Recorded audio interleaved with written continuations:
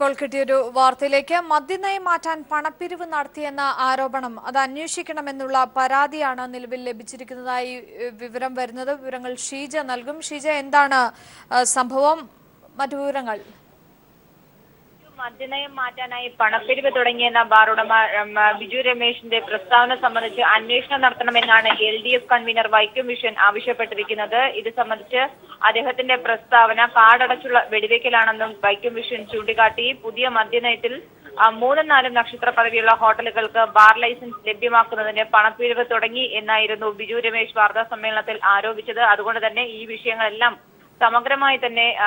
സമഗ്രമായും വിശദമായും ഈ വിഷയങ്ങളിൽ ഒരു അന്വേഷണം നടത്തണം എന്നാണ് ഇപ്പോൾ LDF കൺവീനർ ആവശ്യപ്പെട്ടിരിക്കുന്നത്. അഞ്ജു, ശരി. മദ്യനയം മാറ്റാൻ പണപ്പിരിവ് നടത്തിയെന്ന ആരോപണത്തിന്മേൽ അന്വേഷണം വേണമെന്നാണ് ഇപ്പോൾ വൈക്കം വിശ്വൻ ആവശ്യപ്പെട്ടിരിക്കുന്നത്. വിവരങ്ങളാണ് ഷീജ നൽകിയത്.